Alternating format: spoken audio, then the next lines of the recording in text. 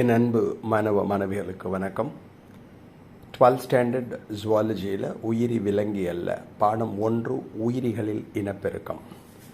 அதில் புக்குக்கு பின்னாடி இருக்க questions 2 mark 3 mark questions teach பண்ணலான் இருக்கேன். Are you ready? Question number 1 for you. கன்னி இனப்பெருக்கம் என்றால் என்ன? விலங்குகளிலிருந்து 2 எடுத்துக்காட்டுகள் தருக. கன்னி இனப்பெருக்கம்னா பார்த்தினோஜெனசிஸ் அப்படின்னு சொல்லுவான். அண்ட செல்லானது கருவுறுதல் நடைபெறாமல் முழு உயிரியாக வளர்ச்சி அடையும் நிகழ்விற்கு கன்னி இனப்பெருக்கம் என்று பெயர். அதாவது பெண்ணின செல் ஃபெர்டிலைசேஷன் நடக்காமல் முழு உயிரினமாக வளர்ச்சி அடைதல். இது தேனீக்களில் ஆண் தேனீக்கள் இம்முறையில் உருவாகும். கடல் அர்ச்சினிலும் இது காணப்படும். பாலிலி இனப்பெருக்கம் மற்றும் பாலினப்பெருக்கம் இவற்றுள் எது மேம்பட்டது, ஏன்? பாலிலி ஏசெக்ஷுவல், பாலினப்பெருக்கம் செக்ஷுவல் உங்களுக்கு தெரியும். இந்த 2 இனப்பெருக்கத்தில் பாலினப்பெருக்கம்தான் மேம்பட்டது. ஏனெனில் பாலினப்பெருக்கத்தின் மூலம் உருவாகும் உயிரினங்களில் மரபியல் வேறுபாடுகள் காணப்படும். அப்போ ஏசெக்ஷுவல் ரீப்ரொடக்ஷன், பாலிலி இனப்பெருக்கம் எடுத்துட்டோன்னா ஃபார்ம் ஆகிறது எல்லாம் பார்க்குறதுக்கு ஒரே மாதிரியே இருக்கும், மரபியல் வேறுபாடு இருக்காது. ஆனால் பாலினப்பெருக்கத்தின் மூலம் உருவாகின்ற உயிரினங்கள் அனைத்திலும் மரபியல் வேறுபாடுகள் காணப்படுவதால் மேம்பட்ட இனப்பெருக்க முறையாக கருதப்படுகிறது. தேங்க்யூ. டியர் ஸ்டூடெண்ட்ஸ் அனைவருக்கும் வணக்கம். உயிரி விலங்கியல்ல உயிரிகளில் இனப்பெருக்கம் பாடம் 1ல் புக் பேக் கொஷின் ஆன்சர்ஸ் பார்த்துட்டு இருக்கோம். அதில் நெக்ஸ்ட் கொஷின் ஃபார் யூ. பாலிலி இனப்பெருக்க முறையில் உருவாக்கப்படும் சேய்கள் ஏன் பிரதி குளோன் என்று அழைக்கப்படுகிறது? பாலிலி இனப்பெருக்கம்னா ஏசெக்ஷுவல் ரீப்ரொடக்ஷன் உங்களுக்கு தெரியும். பாலிலி இனப்பெருக்க முறையில் உருவாகின்ற சேய் உயிரினங்கள் மரபொத்தனவாக இருக்கும். அதாவது ஜெனட்டிக்கலி சிமிலர், மார்ஃபலாஜிக்கலி சிமிலர், அமைப்பிலும் ஒத்து காணப்படும், மரபிலும் ஒத்து காணப்படும். எனவே அவை பிரதி அல்லது குளோன் என்று அழைக்கப்படுகிறது. என்னென்னா பாலிலி இனப்பெருக்க முறையில் ஏசெக்ஷுவலில் உடல் செல்களிலிருந்து தான் செய் உயிரினங்கள் உருவாகின்றன. அதனால் அதோட புறமைப்பும் ஒரே மாதிரி இருக்கும், குரோமசோம்கள் ஜீன்கள் ஒரே மாதிரி இருக்கும். அதை தான் எளிமையாக நம்ம புக்கில் என்ன கொடுத்துருக்கா, செய் உயிரினங்கள் மரபொத்தனவாக இருக்கும், மரபில் ஒத்து காணப்படும், ஜீன்களில் ஒத்து காணப்படும். அதனால் அதை பிரதி சொல்லலாம், குளோன் சொல்லலாம். ஜெனட்டிக்கலி அண்ட் மார்ஃபலாஜிக்கலி ஐடென்டிக்கல் அப்படின்னு சொல்லுவோம். தேங்க்யூ. டியர் ஸ்டூடெண்ட்ஸ் அனைவருக்கும் வணக்கம். பயாலஜி ஜுவாலஜியில் பாடம் 1 உயிரிகளில் இனப்பெருக்கத்தில் பாடநூல் வினா விடைகள் பார்த்துட்டு இருக்கோம். Next question for you. கீழ்கண்டவற்றை வேறுபடுத்துக. ஆனால் வெளிக்கருவுறுதல் மற்றும் உட்கருவுறுதல். வெளிக்கருவுறுதல்னா எக்ஸ்டர்னல் ஃபெர்டிலைசேஷன்னு பேர், உட்கருவுறுதல்னா இன்டர்னல் ஃபர்டிலைசேஷன் பேர். வெளிக்கருவுறுதல்னா என்ன? பெண் உயிரியின் உடலின் வெளியே ஆண் பெண் இன செல்கள் இணைதல் வெளிக்கருவுறுதல் என்று அழைக்கப்படும். அதாவது பெண் உயிரினத்தின் உடலின் வெளிப்புறத்தே நீர்நிலையிலே ஆணின செல்லும் பெண்ணின செல்லும் இணையும். இதுக்கு எக்ஸாம்பிளாக கடற்பஞ்சுகள், மீன்கள் மற்றும் 2 வாழ்விகளை ஞாபகத்தில் வைத்துக் கொள்ளுங்கள்.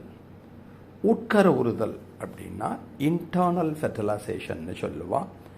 ஆண் பெண் இன செல்களின் இணைதலானது பெண் உயிரியின் உடலுக்குள்ளேயே நிகழும் அல்லது நடைபெறும். மேல் கேமெட்டும் ஃபீமேல் கேமெட்டும் அந்த பெண் உயிரியின் உடலின் உட்புறத்தையே இணைந்து சைகோட்டு உருவாகும். ஊர்வன ரெப்டைல்ஸ், பறவைகள் ஏவ்ஸ் மற்றும் பாலூட்டிகள் மேமல்ஸ், இது 3லையும் உட்கருவுறுதல் இருக்கும். Next question for you.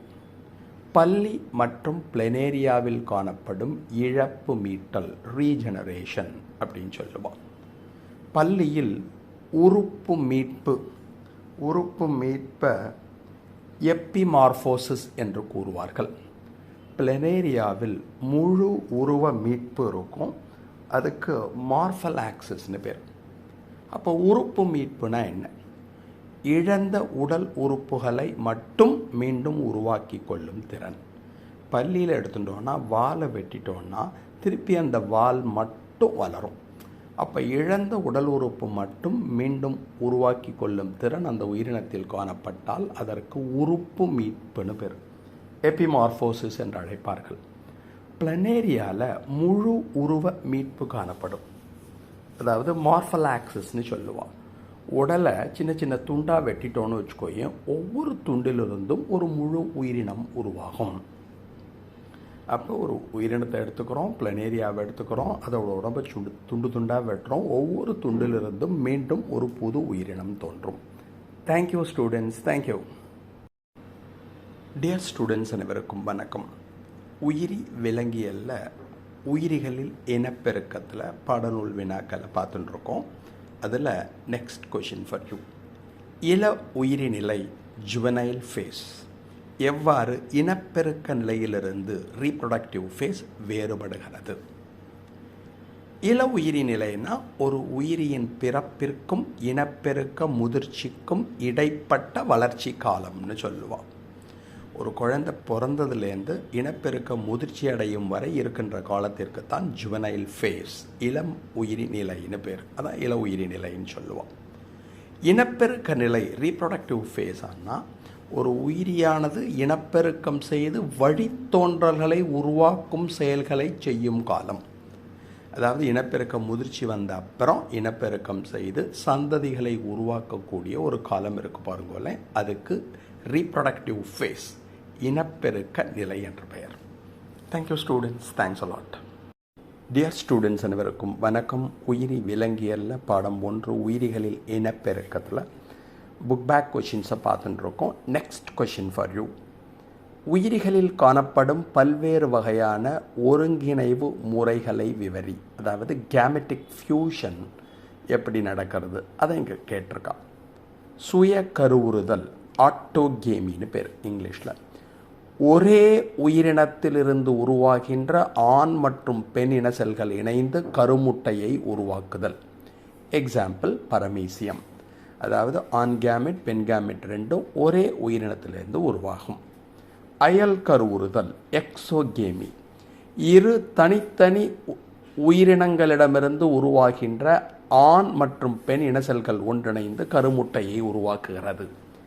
இரு தனித்தனி உயிரினங்கள், அந்த உயிரினங்கள்ங்கிற இங்கே வார்த்தை இல்லை, இரு தனித்தனி உயிரினங்களிலிருந்து உருவாகின்ற ஆண் மற்றும் பெண் இன செல்கள் ஒன்றிணைந்து கருமுட்டை ஜைகோட் உருவானால் அதற்கு அயல் கருவுறுதல்னு பேர்.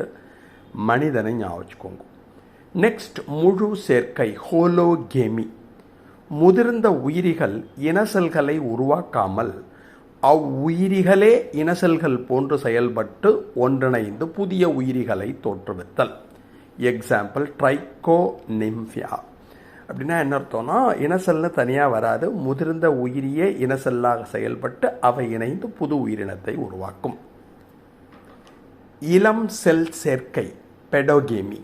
முதிர்ந்த பெற்றோர் செல்லிலிருந்து மறைமுக செல் பிரிதல், மைட்டாசிஸ் மூலம் உருவாகின்ற 2 இளம் செய் செல்கள் கேமீட் மாதிரி செயல்பட்டு அவை இணைந்து ஒரு புது உயிரினத்தை உருவாக்கும். முதிர்ந்த பெற்றோர், அதில் மைட்டாசிஸ் நடக்கும், இளம் செய் செல்கள் உருவாகும், அவங்க கேமெட் மாதிரி செயல்பட்டு இணைந்து புதிய உயிரினங்களை தோற்றுவிக்கும். எக்ஸாம்பிள் ஆக்டினோபிரஸ். மாறுபட்ட செல் சேர்க்கை, மீரோகேமி. அமைப்பில் மாறுபட்ட 2 சிறிய இன செல்கள் ஒன்றிணையும் முறை. அதோட அமைப்பு வேறு மாதிரி இருக்கும், இன செல்கள் ரொம்ப ரொம்ப சின்னதாக இருக்கும், அவங்க சேர்ந்து புதிய உயிரினம் உருவாதல். அதுக்கு எக்ஸாம்பிள் புரோட்டோசோவா. ஒத்த செல் சேர்க்கை, ஐசோகேமி. அமைப்பிலும் செயலிலும் பண்பிலும் ஒன்றுபட்ட ஒரே மாதிரியான 2 இன செல்கள் இணைதல். எக்ஸாம்பிள் மோனோசிஸ்டஸ். வேறுபட்ட செல் சேர்க்கை, அனைசோகேமி. முற்றிலும் வேறுபட்ட 2 இன செல்கள் அமைப்பிலும் சரி செயலிலும் சரி வேறுபட்டிருக்கும், அவை இணைந்து ஒரு புதிய உயிரினம் தோன்றுதல். இதுக்கு எக்ஸாம்பிள் அனைத்து முதுகெலும்பிகளும், அதாவது vertebrate animals. Thanks a lot students. Thank you.